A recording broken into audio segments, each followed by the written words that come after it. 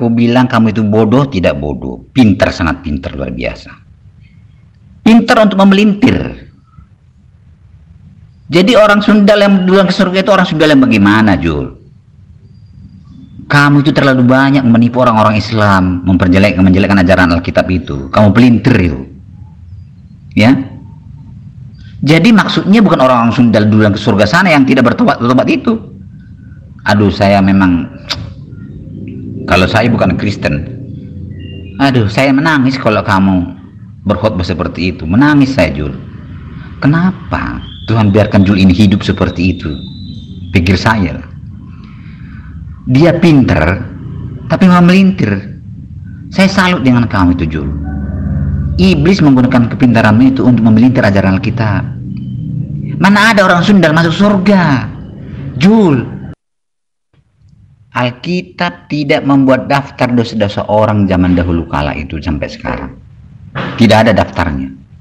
Tapi Alkitab mengatakan semua orang telah berdosa. Mulai dari Adam sampai sekarang sampai nanti, semua berdosa. Tidak ada yang tidak berdosa. Semua melanggar hukum Tuhan itu. Tidak ada yang tidak berdosa. Yang dicatat dalam kitab adalah dosa-dosa sangat besar. Contohnya dosanya Daud yang berzina dan membunuh, dosanya Lut, dosanya Adam, dosanya si Yakub. Itu dicatat.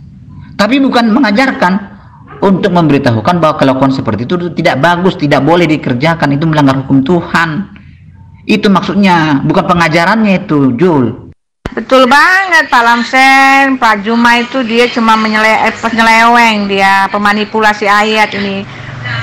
Upahnya besar sekali di neraka sana, Pak. Dia menempati neraka paling bawah, kan Alkitab bilang gitu. Ya, coba Anda terangkan kepada saya, para pesundal yang lebih duluan masuk ke dalam surga daripada orang Kristen itu yang mana? Coba kategorinya pesundal yang kayak mana? Tunjuk dalilnya yang menerangkan itu, silakan.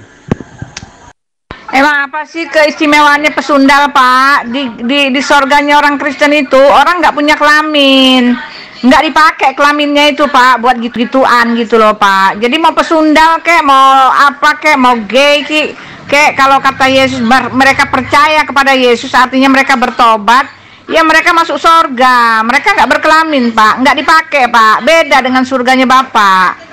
Surganya Bapak itu harus pakai gituan, pakai gitu-gituan, Pak. Gitu loh. Jadi nggak ada gunanya. Kalau baca Alkitab itu jangan diseleweng-selewengkan. Pesundal masuk surga itu kan konteksnya karena dia percaya kepada Yesus. Yang lain karena dia bertobat. Bukan karena dia nggak bertobat dimasukin ke surga. Lagian mau ngapain itu loh pesundal di surga? Nggak kepake, Pak. Otaknya dipakai kenapa sih, Pak? Tante Uti, sudahlah berhenti menghina Yesus. Yesus naik ke langit emang kelaminnya ditinggal. Dia kan firman-Nya menjelma jadi manusia, artinya seluruh badannya adalah Tuhan. Kulupnya aja sampai sekarang harus ditemukan sebenarnya loh. Masa Tante Uti bilang bahwa Yesus naik ke langit kelaminnya ditinggal? Tante jangan gitu dong, vulgar.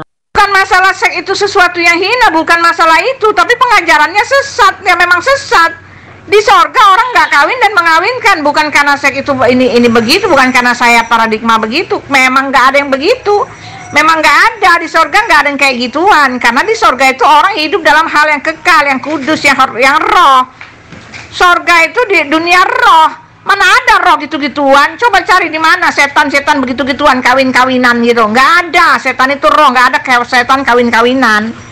Nggak ada, dunia roh itu nggak bersinggungan dengan dunia daging. Roh tidak berhubungan dengan daging. Daging tidak, keinginan daging berlawanan dengan keinginan roh. Keinginan roh berlawanan dengan keinginan daging. Apa yang roh ya roh, ranahnya roh tuh nggak ada lagi itu-gituan. Daging itu biologis, daging itu ya di daging. Selama kamu masih punya daging, kamu punya nafsu gitu-gituan. Tapi kalau daging udah busuk di kuburan itu ya nggak ada lagi. Hilang itu keinginan biologis daging itu. Yang kembali kepada Bapa itu rohmu. Dagingmu itu udah busuk di dalam kuburan gitu loh. Bukan karena paradigma begituan. Emang kau ngawur, ajaran ngawur. Bagaimana sih Tuhan kamu nggak ngerti? Nah, yang mana roh, yang mana daging nggak bisa dipilah-pilah.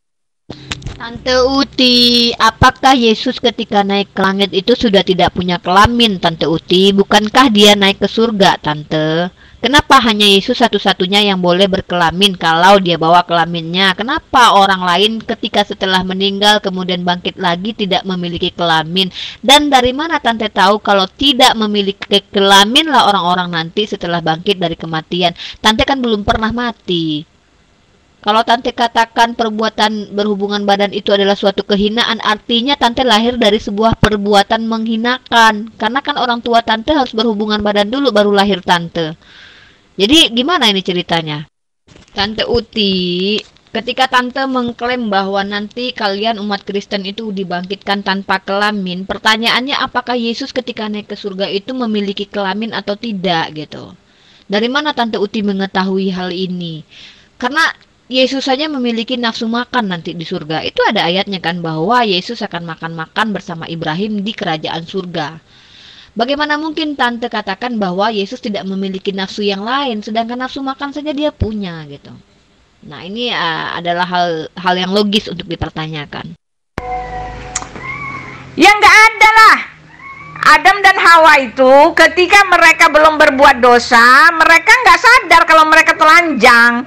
Ketika mereka berbuat dosa, baru mereka sadar mereka telanjang, mereka cari-cari daun. Lalu mereka diusir dari Taman Eden itu. Nah disitulah baru dikasih keinginan gitu-gituan, ngerti nggak? Supaya memenuhi bumi, penuhilah bumi kata Tuhan. Baru ada keinginan gitu-gitu. Nanti kalau kamu udah mati, ya udah kamu balik lagi, yang kembali kepada Bapa itu rohmu. Dagingmu itu udah nggak ada lagi, dagingmu terbusuk di kuburan, lengkap dengan busuk sekalian dengan keinginan-keinginan biologisnya. Seks itu kan dibilang keinginan daging, keinginan biologis, ya di badan adanya, badannya hancur ya udah nggak ada lagi. Masa Tuhanmu kagak tahu yang kayak gini? Gue bingung dah, iya kan? Masa iya ada Tuhan punya tempat kayak begituan? Enggak ada. Di sorga sana orang hidup dalam dunia yang lain, nggak seperti ini. Tubuh sudah dirubah. Tidak ada lagi keinginan-keinginan kayak gitu. Orang akan hidup seperti malaikat. Oke? Setan aja nggak ada gitu-gituan, nggak punya laki, nggak punya bini. Setan itu roh, mereka nggak punya laki, nggak punya bini, nggak beranak pinak setan itu. Nggak ada urusan itu gitu. Itu dunia rohani itu nggak ada gitu-gitu, beda sama di sini, oke? Bilang sama nabimu, jangan ngajarin kayak gitu, salah gitu ya. Oh, berarti Adam dan Hawa itu waktu dia diciptakan oleh Tuhan tidak memiliki kehendak bebas gitu ya, atau tidak memiliki nafsu sama sekali. Apakah dia tidak memiliki nafsu makan juga ketika dia pertama diciptakan?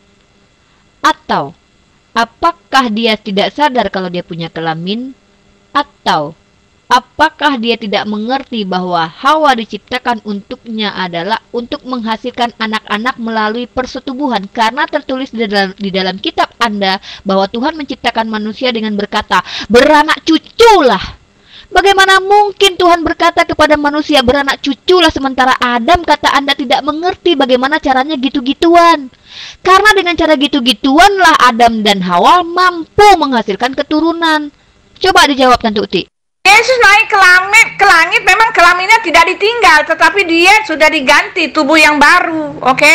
Dia dirubahkan, tubuhnya dirubahkan. Nggak susah-susah amat, tinggal berubah aja. Ketika dia masih hidup pun, ketika dia baru bangkit dari antara orang mati itu, tubuhnya udah nggak kayak tubuh kamu yang punya kelamin begitu.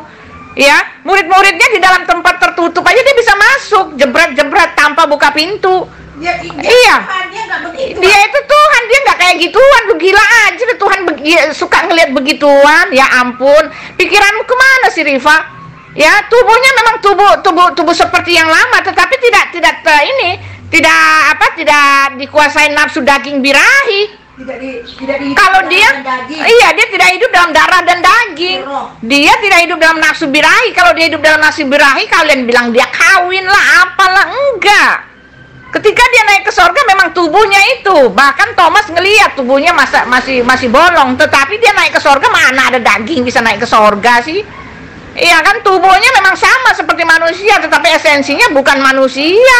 Dia itu Tuhan. Setelah dia kembali ke sorga, dia kan datang itu menghampiri si Saulus. Apa masih kayak gitu badannya? Oh enggak. Dia menghampiri Saulus dalam sinar yang menyala-nyala di atas langit sana. Saulus melihat dengan sinar menyala-nyala, matanya sampai buta. Dia langsung bertobat, langsung sadar. Dia datang dalam sinar kesuciannya. Dan cuma suaranya yang kedengaran dari langit. Saulus, Saulus, kenapa engkau menganiaya aku? Lalu Saulus bilang, ini siapa? Lalu Yesus bilang, akulah Yesus yang kamu aniaya itu. Itu dia tubuh Yesus yang sekarang. Apa susahnya dia merubah tubuh yang lama dengan jadi tubuh baru? Lo orang nggak sama kok esensinya. Kamu menyalahin kitabmu sendiri. Kitabmu sendiri yang bilang kalau dia itu bukan dari sperma. Gimana sih, Riva? Bukan itu pertanyaan saya. Pertanyaan saya adalah ketika Yesus bangkit itu dia berupa roh atau berupa daging. Dan ketika dia naik ke langit itu dia berupa roh atau berupa daging. Nah, kalau dia berupa roh, apakah dia tidak memiliki kelamin lagi? Kalau dia berupa daging, apakah dia juga tidak memiliki kelamin lagi gitu? Jadi tubuh kemuliaan yang dimaksud ini adalah tubuh yang memiliki kelamin atau tidak, karena Yesus sendiri kan memiliki kelamin berdasarkan ayat bahwa dia disunat. Artinya dia memiliki kelamin gitu. Nah, ketika dia bangkit lagi ini, apakah dia langsung tidak memiliki kelamin lagi atau dia punya kelamin lalu dia naik ke surga? Nah, ini pertanyaannya aneh, ini sebenarnya pertanyaannya aneh sebenarnya saya tanyakan kepada Anda, tapi Anda yang membuat statement bahwa manusia itu ke surga tidak punya kelamin lagi, sementara Yesus itu naik ke langit. Nah, saya tidak pergi ke arah nafsu dulu, saya ke kelamin dulu, karena Anda yang bilang nanti kalau di surga kita sudah tidak punya kelamin, sementara Yesus kan naik ke surga tuh. Nah, apakah Yesus ketika naik ke surga itu punya kelamin atau enggak? Itu aja, simpel aja sih pertanyaan saya menurut pemahaman Tante Uti. Atau siapa yang sudah kelaminnya ditinggal? Riva, kamu tidak bisa samakan ya Tuhan kami dengan nabimu. Tidak bisa. Nabimu itu hangus dimakan nafsu birahi. Tuhan saya tidak mementingkan itu dari awal sampai akhir, tidak ada hubungannya dengan begitu-gitu, karena dia datang untuk menjadi penebus dan juru selamat. Enggak ada. Dia itu Tuhan, sudah dinubuatkan. Kamu mau bilang apa? Betapa kamu menolaknya itu, kamu mempleset-plesetkan, ya terserah saja. Faktanya jelas, dia itu adalah Allah yang jadi manusia. Sudah dituliskan, dia sendiri mengaku dan dia buktikan. Memang kapan nabimu itu naik ke sorga, naik ke atas langit aja nggak bisa. Mujizat apa yang dia bikin? Nggak ada kan? Jangan kamu sama-samakan, apalagi nafsunya kamu sama-samakan. Oh, tidak bisa, tidak. Oke? Karena Yesus itu Tuhan, dia itu terkemuka di bumi dan di akhirat, dibilang. Kitabmu yang mengatakan dia itu terkemuka di bumi dan di akhirat. Terkemuka itu emang apa? Terkemuka itu ya dialah pentolannya, dia nomor satu. Kitabmu sendiri mengatakan Isa itu terkemuka di bumi dan di akhirat, dan dia sekarang di akhirat. Sekarang dia yang akan melempar kamu ke neraka. Mau terima atau enggak ya suka-suka kamu. Tetapi semua orang udah kasih tahu ke kamu, cuma orang bebal yang nggak mau dengar gitu loh. Oke, Tante mengimani Yesus sebagai Tuhan itu adalah hak Tante. Tidak masalah, saya tidak mempermasalahkan itu. Kita di dalam negeri kita tercinta ini memiliki undang-undang untuk mengimani apapun ya. Nah, pertanyaan saya kan tadi sudah jelas Tante jawab bahwa iya, Yesus ternyata ke surga bawa kelamin gitu. Lalu kenapa aneh ketika umat Islam meyakini kami bangkit dengan tubuh kami yang seperti ini dan memiliki kelamin, dan kelamin itu digunakan nanti untuk berhubungan dengan istri-istrinya, para lelaki-lelaki yang solehah, karena pada dasarnya berhubungan dengan istri yang sah bukan peristiwa atau perbuatan yang berdosa gitu. Karena Tuhan pun menciptakan Adam di awal dengan Hawa, tujuannya memang untuk beranak dan berhubungan badan. Kan Tuhan yang berkata, beranak cuculah, begitu kan? Lalu kenapa Anda juga membuat statement bahwa Adam belum tahu gitu-gituan sebenarnya waktu diciptakan Tuhan? Loh, padahal di dalam kitab Kejadian Tuhan berkata, beranak cuculah dan kuasailah isi seluruh bumi. Bagaimana mungkin Tuhan berkata beranak cuculah sementara ternyata Tuhan tidak memberikan nafsu kepada Adam menurut Anda? Nah, dan akhirnya Anda menjawab bahwa ya, Yesus membawa kelaminnya ke surga. Lalu kenapa aneh dengan orang yang berkelamin di surga sesuai keyakinan umat Islam? Dan dari mana Anda mengatakan bahwa nanti di surga Kristen itu tidak punya kelamin gitu loh? Nah, nanti baru kita masuk ke masalah nafsu. Kata siapa penghuni penghuni sorga bencong. Penghuni sorga itu hidupnya bagaikan malaikat. Malaikat itu tidak bisa kamu bilang dia itu bencong atau lesbian. Tidak ada, tidak berkelamin, tidak laki-laki atau tidak perempuan. Dia hidup kita akan hidup bagaikan malaikat. Kami akan hidup bagaikan malaikat. Malaikat ya, malaikat. Iya, kami tidak berkelamin. Yesus mengatakan jangan sesat, kamu sesat ya. Ketika kamu mengatakan di sorga orang gitu-gituan, Yesus bilang itu pemikiran orang sesat. Jangan sesat. Jadi kamu itu orang sesat memang pikirannya kayak gitu, oke? Karena kamu kenapa berpikiran begitu? Karena agamamu itu agama lahiriah daging yang mengutamakan kedagingan. Semua di pendekatan untuk datang kepada Tuhan itu semua dalam soal daging. Padahal dagingmu itu nanti sebentar lagi juga busuk di kuburan. Yang kembali kepada Tuhan itu ya rohmu itu yang kekal, oke? Dan masalah Nabi Muhammad, Tante Uti, sandingkan dengan Tuhan yang Tante sembah, yang Tante yakini tidak pernah berbuat memiliki nafsu gitu ya, berbuat sebagaimana yang dilakukan manusia biasa. Ini juga statement yang kacau dan aneh menurut saya. Tante menentang kembali statement-statement Kristen pada umumnya gitu.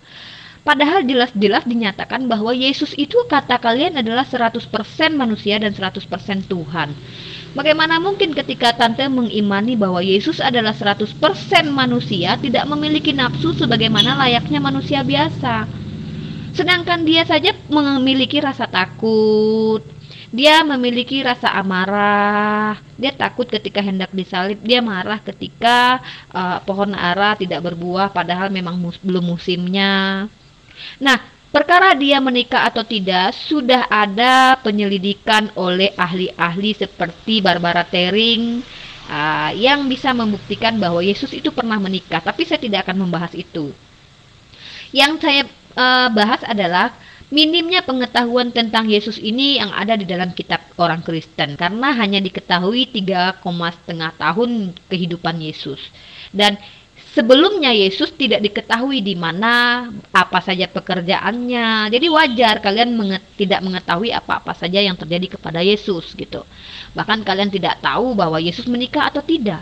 Nah, sementara ada wanita yang selalu saja ada di dalam kehidupan Yesus ketika dia hidup 3,5 tahun itu, yaitu Maria Magdalena.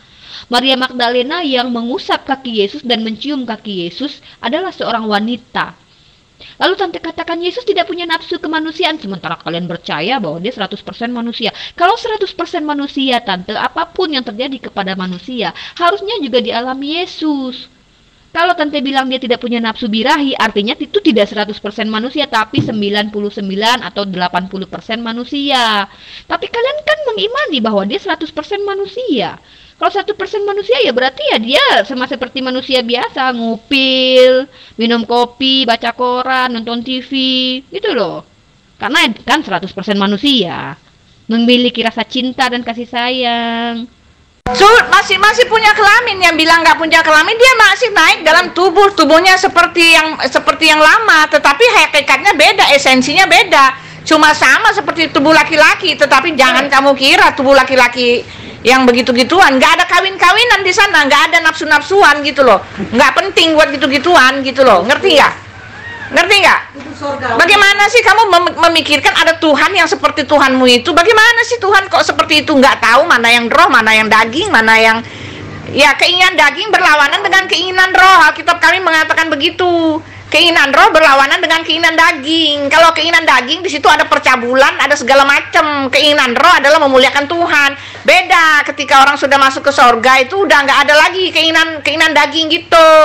Masa nggak diajarin sama Tuhanmu? Tuhanmu nggak ngerti sih yang mana roh, yang mana daging, yang mana zat, dia nggak ngerti. Nah, Tante, inilah kita harus luruskan dulu. Tuhan kami memang tidak kawin-mengawin seperti yang dilakukan oleh manusia biasa. Betul. Tuhan kami bukan Tuhan yang seperti itu. Masalahnya kan Tuhan Tante kan bukan Tuhan saya. Apa yang Tante sembah kan bukan yang saya sembah. Saya mengimani Yesus sebagai manusia biasa.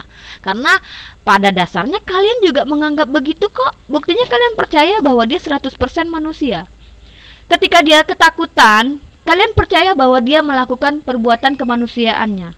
Ketika dia marah, emosi kepada muridnya, bahkan dia takut kabur ketika hendak ditangkap, kalian percaya bahwa dia 100% manusia. Nah, lalu kenapa kalian menolak ketika dia dikatakan memiliki nafsu? Karena dia sendiri memiliki nafsu makan dengan menginginkan ikan goreng. Dan itu bukan cuma di dunia, bahkan di surga kata dia akan makan-makan bersama Ibrahim dan nabi yang lain. Lalu bagaimana Tante menyimpulkan ayat-ayat ini bahwa Yesus itu tidak memiliki nafsu?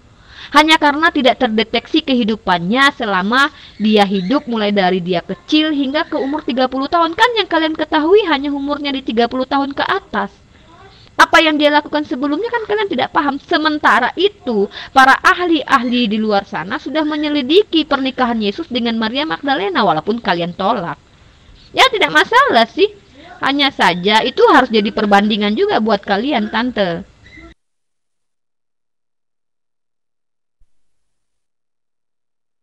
Saya bilang, waktu mereka belum diusir ke dunia itu, diusir keluar dari Taman Eden, mereka nggak tahu gitu-gitu. Walaupun memang sudah disuruh perinak-perinak, tetapi ketika baru ada dosa, barulah itu mereka gitu-gituan. Itu kamu baca aja, mereka nggak tahu. Pada waktu mereka berdosa, barulah mereka sadar, mereka malu, mereka pakai pakaian gitu loh. Nggak ada, tidak tercatat di dalam Alkitab ketika mereka di sorga mereka gitu-gituan, nggak ada. Oke?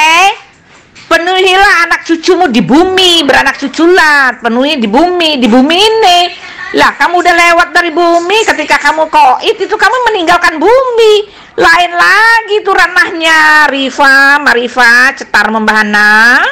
Kalau Tuhan kamu nggak kawin-mengawin, Riva, kenapa dia memaksakan kalian? Kenapa dia enjoy banget ngelihat orang begituan di sorganya? Bahkan dikatakan kalau habis stok atau diambil dari pelacur-pelacur dari neraka, kan kalau habis stoknya habis, dari pelacur-pelacur dari neraka kan diambil. Kamu mikir dong, masa katanya Tuhanmu sendiri nggak kepengen begituan, tetapi dia menyenangkan manusianya dengan yang begituan. Lalu ketika kamu mengatakan bahwa Yesus itu dia menikah, sorry, bukan karena masalah menikah itu bukan karena masalah menikah itu bagaimana, bukan, tetapi ini sesat. Kenapa? Karena Alkitab itu tuduhan kalian mengatakan bahwa dia menikah itu adalah tuduhan kalian untuk menyamakan hasrat Tuhan kami, hasrat Yesus itu sama dengan nabimu, ya. Jangan, tidak sama, karena nabimu itu akan dihakimi oleh Tuhan kami, oleh Yesus gitu loh. Dan kalau kamu mengatakan Yesus itu menikah, oh maaf, tidak berdasarkan dari Alkitab. Alkitab sama sekali tidak menunjukkan seperti itu. Yang kalian ambilkan data-data yang kalian percayai, kata kalian ahli-ahli itu, yang kalian gadang-gadangkan, yang kalian cengenges, kesenangan, halusinasi, itu kan semua dari manuskrip yang sudah tidak berlaku, yang sudah tidak dipakai. Bahkan manuskrip yang katanya berdasarkan dari para ahli, 10 tahun baru ditemukan, baru dibuat yang 10 tahun yang lalu. Manuskrip tentang drama, manuskrip tentang tulisan orang-orang dalam membuat buku, itu kan yang kalian jadikan alasan gitu loh. Dan itu sudah berlalu lama sekali. Dan kanonisasi itu selesai 400 tahun setelah Yesus naik ke sorga. Dan itu sudah selesai. Yang mana yang salah, yang mana yang tidak benar, itu semuanya tidak berlaku. Ya, banyak manuskrip yang tidak berlaku, dan itu memang sesat, tidak dipakai. Karena yang ada di Alkitab ini yang sudah disahkan oleh orang-orang pada masa itu, orang-orang yang masih bersinggungan, dan itu sah. Di luar itu adalah kesesatan, di luar itu bukanlah Alkitab. Banyak sekali yang dipakai itu untuk apokrif dan buku-buku yang lain. Dibilang Injil Filipus lah, Injil Esther lah, itu kan semua apokrif. Termasuk di situ yang kalian pakai. Karena orang sesat seperti kalian itu memang senangnya yang sesat-sesat gitu loh. Suka sekali kamu dengan yang sesat-sesat. Tetapi aku mau bilang, kalau kamu suka sesat, ya biarkanlah kamu sesat sendiri. Jangan kamu sesat-sesatkan orang. Dengan mengatakan seperti ini, kamu sudah menghujat Allah yang besar tinggi itu, yang mulia itu, yang memberikan napas kehidupan buat kamu, Riva. Oke? Bukan karena masalah menikah itu kenapa, bukan karena itu, tetapi kamu sudah menyelewengkan fakta gitu loh. Kamu sudah menipu, oke? Kamu sudah berasumsi sendiri tentang Maria Magdalena. Mana ayatnya dikatakan Maria Magdalena itu, ya, Maria Magdalena itu menikah dengan Yesus di Alkitab. Yang dipakai sebagai dasar itu adalah Alkitab. Lalu kamu mengatakan, oh kalau gitu setelah Yesus naik ke sorga, aku akan pergi kepada Bapa. Janganlah engkau memegang aku akan pergi kepada Bapa. Lalu kamu mengatakan, nanti setelah pergi kepada Bapa, baru dia boleh pegang-pegangan, baru bersentuhan. Pret, aku bilang. Yang dimaksudkan pergi kepada Bapa itu naik ke sorga. Otakmu itu kemana? Terlalu menghujat kamu itu, Rifa. Otakmu itu cuma selangkangan sih. Jadi kamu sama-samain gitu loh. Gila bener, masa target sorga cuma ngejar selangkangan. Otakmu tuh kemana, Rifa? Kemana gitu loh. Jangan kamu sama-samakan. Tidak, kamu bilang Yesus menikah itu supaya kamu menyamaratakan dengan nabimu. Oh tidak, sama sekali tidak. Di sorga kami orang tidak kawin dan mengawinkan. Dan Yesus itu adalah pentolan sorga. Dia berasal dari kekekalan. Jadi dia tidak bersentuhan dengan itu. Aku berasal dari sorga dan kembali ke sorga. Orang sorga itu nggak kenal gitu-gituan. Jadi jangan kamu sama-samakan. Walaupun dia datang ke dunia, dia datang menjadi manusia, itu karena dia mau menebus dosa manusia. Itu targetnya, tidak ada yang lain gitu loh. Kalau kamu mengatakan dia menikah, mana ayatnya di Alkitab? Jangan kamu ambil ayat-ayat yang sesat, manuskrip yang sesat gitu loh. Di luar Alkitab ini sudah tidak ada lagi. Terkutuklah orang yang menambahkan ayat-ayat Alkitab itu, yang mengajarkan Injil yang lain di lain itu. Alkitab sudah mengatakan, jadi kamu itu terkutuk, tahu nggak? Nah itu kamu keluar dari mulutmu sendiri. Sekarang kenapa kamu teriak-teriak Allah itu Elohim? Nah sekarang kalau untuk menunjang keinginanmu, kamu mengaku dengan sendirinya Tuhanmu bukan Tuhanku, ya kan? Kenapa dulu-dulu kamu teriak Tuhan kita sama? Allah itu Elohim itu adalah yang disembah oleh Allah itu ada sembah Musa. Oh tidak. Dengan demikian kamu harus memikirkan Musa itu dia menyembah Elohim, bukan Tuhanmu. Kamu sendiri mengatakan seperti itu, Rifa. Kamu sudah keluar nih ya pernyataan Tuhan kita kan beda gitu loh. Ya jelas Tuhannya Musa itu beda. Tuhannya Musa yang dicatat di Al-Quran itu bukanlah Tuhan, bukannya Allah. Tetapi kenapa pertanyaannya, kenapa kamu mencatat itu? Kenapa nabimu mencomot-comot nabi-nabi orang lain yang bukan menyembah dia? Oke? Pikir itu ke situ. Dan perlu tante ingat ketika Yesus berkata kepada Maria Magdalena, jangan sentuh aku dulu, aku belum pergi ke Bapakku dan Bapamu. Berarti setelah dia pergi kepada Bapaknya, kepada Tuhannya, maka dia akan bersentuhan dengan Maria Magdalena. Itu adalah poinnya loh tante. Masih punya kelamin. Yang bilang nggak punya kelamin, dia masih naik dalam tubuhnya seperti yang lama, tetapi hakikatnya beda, esensinya beda. Cuma sama seperti tubuh laki-laki, tetapi jangan kamu kira tubuh laki-laki yang begitu-gituan. Nggak ada kawin-kawinan di sana, nggak ada nafsu-nafsuan gitu loh. Nggak penting buat gitu-gituan gitu loh. Ngerti nggak? Ngerti nggak? Bagaimana sih kamu memikirkan ada Tuhan yang seperti Tuhanmu itu? Bagaimana sih Tuhan kok seperti itu? Nggak tahu mana yang roh, mana yang daging, mana yang... Ya, keinginan daging berlawanan dengan keinginan roh. Alkitab kami mengatakan begitu. Keinginan roh berlawanan dengan keinginan daging. Kalau keinginan daging di situ ada percabulan, ada segala macam. Keinginan roh adalah memuliakan Tuhan. Beda ketika orang sudah masuk ke sorga itu udah nggak ada lagi keinginan daging gitu. Masa nggak diajarin sama Tuhanmu? Tuhanmu nggak ngerti sih yang mana roh, yang mana daging, yang mana zat, dia nggak ngerti. Tante Uti kemana? Kita sudah mendapatkan poin bahwa benar Yesus itu naik ke langit tidak meninggalkan kelaminnya, dan dia ada di surga kata tante. Nah pertanyaan saya, kenapa tante heran dengan kami umat Islam yang meyakini bahwa manusia juga memiliki kelamin nanti di surga? Karena kami menyetarakan Yesus atau Isa Al-Masih dengan manusia-manusia pilihan Tuhan lainnya seperti para nabi-nabi gitu loh. Nah, jadi tidak heran kalau manusia nanti di surga memiliki kelamin, karena Yesus pun kan memiliki kelamin di surga gitu. Masalah nafsu kita akan kembali nanti, tapi kita dudukkan dulu masalah yang sangat-sangat sangat ringan dulu, jangan melebar mana-mana dulu. Nah, artinya kan tidak hal yang mustahil ketika umat Islam itu mengimani bahwa kami akan di surga dengan badan yang utuh, karena Yesus pun kan seperti itu gitu. Ya. Nah masalahnya sekarang begini, masalahnya apakah Yesus itu naik pakai kelamin apa tidak lah, pentingnya apa? Dalam sekejap mata dia akan dirubah. Oke, pentingnya apa? Mau kelamin apa kek, mau kelamin perempuan kek, semua orang di sorga itu dalam sekejap mata akan dirubahkan. Masalahnya pentingnya apa? Apa urgensinya sehingga kamu memaksakan dia harus berkelamin? Untuk apa gitu loh? Urgensinya apa gitu loh? Karena dalam sekejap mata dia akan dirubahkan. Sedangkan Yesus ketika dia baru dia bangkit dari antara orang mati itu, setelah dia bangkit itu orang nggak bisa cari dia lagi. Dia tidak bisa ditemuin lagi kecuali dia tiba-tiba nongol di depan mata murid-muridnya. Mana ada orang yang berkelamin berdaging ya, yang berdaging, yang berkelamin yang bisa seperti itu. Oke? Dari situ aja kelihatan tubuhnya memang dia berkelamin, tapi bukan tubuh berkelamin yang hangus di bawah nafsu kayak gitu, kayak nabimu yang enggak kayak begitu. Oke, dalam sekejap mata dia bisa dirubah kok.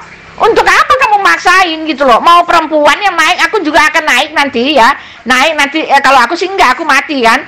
Tapi Yesus dalam sekejap mata dia berubah kan. Jadi kamu nggak bisa maksain, apalagi kamu menghujat Yesus dengan mengatakan yang segede itu, barangnya tuh segede apa itu penghujatan kalian, dan upahnya itu besar sekali. Aku bilang upahnya besar sekali di neraka itu. Oke? Jadi mau bagaimana kamu loh? Kamu harusnya berpikir gitu loh. Masa ada Tuhan naik ke sorga dilayani, ada manusia naik ke sorga dilayani malaikat, ada manusia yang hidup lagi dan nggak ada jasadnya sampai sekarang masih tetap kamu pertahankan jadi manusia. Rifa. Urgensi dari pernyataan saya yang mau fokus bahwa Yesus ini ke surga berkelamin atau tidak adalah membantah pernyataan Tante Uti bahwa manusia tidak berkelamin di surga, sedangkan Yesus yang 100% manusia juga berkelamin kan di surga. Tante sendiri bertengkar dengan akal Tante dan statement Tante. Tuh Rifa, kamu baca aja itu jawaban semua dari yang kamu nggak tahu. Yang anehnya kok Tuhanmu nggak tahu soal yang begini-beginian. Yang bener aja, masa di sorga diperhamba. Ketika kamu dikasih ya, ketika seorang laki-laki dikasih tenaga kuda sampai 100 kali tenaga kuda, lalu dikasih istri yang sebanyak itu, kamu bisa bayangkan ngapain aja itu orang. Dan di sorga itu orang itu tidak diperhamba lagi. Kalau orang sudah gituan terus dari pagi sampai malam, itu dia diperhamba. Iya, di sorga itu orang bebas merdeka tanpa ada lagi perhambaan. Kalau orang udah dikasih nafsu itu kan tandanya kan orang ketagihan, itu diperhamba oleh nafsu seks. Gila aja itu ada ajaran kayak gitu. Semua orang yang diperhamba itu ya di bawah kutuk istilahnya. Iya, kalau orang udah dikasih tenaga 100 kali kuda gitu, kamu bayangin ngapain aja, nggak ada hidup yang lain, nggak bisa memuliakan Tuhan, nggak ada apa, cuma begituan terus diperhamba kayak orang ini pakai narkoba gitu loh, jadi maniak gitu loh, gila aja loh. Kalau udah terus-terusan juga dari kekal sampai kekal begituan, apa bagusnya lagi gitu loh, aneh gitu. Aku mikirin Tuhanmu itu aneh gitu loh. Tante justru di kitab Tante Matius 19 ayat 29 bahwa manusia yang mengikuti Yesus akan mendapatkan istri 100, versi KJV-nya tuh ada tuh, mendapatkan 100 kali lipat apa yang sudah ditinggalkannya demi Yesus, termasuk salah satunya istri. Kalau di LAI nggak ada istri, tapi kalau di versi King James Version Tante baca deh itu ada tuh, istri akan Tante itu orang-orang Kristen juga akan mendapatkan istri 100 kalau menurut pengakuan Yesus. Coba Tante baca. Nih, tak kasih tahu Rifa, kepuasan itu bukan cuma soal daging, bukan cuma seks, bukan cuma begitu. Itu kepuasan dalam hal biologis daging. Biologis daging itu nggak ada hubungannya dengan roh. Roh tidak berhubungan dengan daging, daging tidak berhubungan dengan roh. Di sorga nanti itu kepuasan tentang rohani, oke? Kepuasan rohani yang kita tidak tahu bagaimana seperti itu, tetapi sudah digambarkan. Di sorga itu tidak ada perhambaan, tidak ada tangis, tidak ada ratap tangis, tidak ada lagi yang begitu-begituan, apalagi diperhamba oleh nafsu seks sampai nggak bisa ngapa-ngapain, cuma begituan terus kayak orang madak gitu. Aduh, kamu bisa pikirin dong, aneh gitu loh ajaran bagaimana ini ada Tuhan yang seperti ini. Aku nggak bisa terima, aneh gitu loh. Itulah makanya Tuhan itu harus roh, karena dia itu iya. Bilang aja Tuhan itu harus roh. Kalau bukan roh yang begini ini, dia kagak tahu dengan urusan rohani gitu loh, kagak ngerti. Saya tidak mengerti lah masalah kepuasan rohani yang menurut Tante, tapi berdasarkan kitab Matius 19 ayat 29 versi King James Version-nya mengatakan bahwa barang siapa yang meninggalkan barang siapa yang meninggalkan anak, ibu, istrinya demi Yesus, maka akan mendapatkan kembali 100 kali lipat. Nah, kapan mereka mendapatkan itu? Di surga kan, artinya akan mendapatkan istri 100 kali lipat. Kalau terjemahan LAI memang tidak ada istri di situ tulisannya, tapi kalau di King James Version itu ada tulisan istrinya. Coba Tante baca ayat yang sudah saya kutip. Nafsu seks tidak sama dengan nafsu makan, Bo. Nafsu makan itu untuk kehidupan, oke, untuk berlangsung hidup. Tetapi nafsu seks itu diberikan untuk beranak pinak. Jadi harus kamu pilah-pilah gitu loh. Ada orang yang nggak bersek-sekan kayak Yesus tapi hidup, oke? Ada orang yang sek-sekan terus tapi nggak bisa hidup. Itu beda nafsu, beda ranahnya. Orang makan minum itu untuk bertahan hidup, bukan bertahan buat gitu-gituan. Beda. Heran aku kok bisa nggak tahu sih saya yang gini-gini. Rifa, kamu belajar bagaimana dunia roh. Nanti kamu itu akan kembali kepada roh. Tubuhmu itu, tubuh panamu itu yang berisikan daging, tubuh daging yang akan dipoligami atau apa segala macam itu akan hancur di kuburan gitu loh. Yang kembali kepada Bapa itu kamu mau singkirkan, kamu mau tolak kayak apa, tetap itu faktanya adalah rohmu yang akan kembali kepada Tuhanku yang memberikan roh itu di dalam dagingmu. Nyata Tuhanmu itu dia bukan roh, jadi bukan dialah yang memberikan roh kehidupan buat kamu. Zat tidak bisa hidup, zat tidak bisa memberikan kehidupan karena rohlah yang hidup. Daging sama sekali tidak berguna. Roh itu artinya kehidupan. Jadi kalau kamu itu hidup karena dikasih roh kehidupan oleh Tuhanku. Nyata Tuhanku itu adalah Tuhan yang benar gitu loh. Dia mengerti soal-soal yang beginian. Nah, kalian karena Tuhan kalian zat nggak tahu kalian yang begini-beginian gitu loh. Aneh gitu loh. Kalian bilang kalian belajar rohani, kerohanian Islam, tapi nggak ngerti mana yang rohani, mana yang enggak gitu loh. Iya kan? Fakta yang terjadi di lapangan Tante, di gereja-gereja di mana pastor dan pendeta yang mengatakan bolehnya tidak menikah di dalam kekristenan justru menghasilkan perbuatan cabul kepada para jemaatnya, apalagi anak-anak. Dan banyak juga pastor yang katanya juga adalah gay dan juga pastor yang menghamili biarawatinya. Apakah Tuhan tidak paham dengan hal yang akan terjadi ini? Kembali lagi kepada masalah di surga tadi. Lalu kenapa di dalam Matius 19 ayat 29 versi King James-nya dinyatakan bahwa barang siapa yang meninggalkan keluarganya bahkan istrinya demi Yesus akan mendapatkan kembali 100 kali lipat. Wah, lebih kalian dong daripada umat Islam. Umat Islam cuma 72 bidadari kata kalian kan. Tetapi justru di kitab kalian akan mendapatkan 100 istri. Tante dipoligami loh ternyata nanti. Itu pun kalau Tante masuk surga. Kamu nyari 1 banding 1 dari 1000 yang begitu. Yang 1000-nya kamu nggak lihat gitu loh. Kamu cari-cari jeleknya. Itu kan masalah aplikasi. Sebagaimana bagusnya firman Tuhan itu belum tentu diaplikasikan orang per orang itu dengan baik. Nggak semua orang mengaplikasikannya menuruti perintah Allah. Kalau yang begitu-gitu ini kan soal aplikasi. Kamu nggak bisa jadikan aplikasi ini sebagai dasar kebenaran.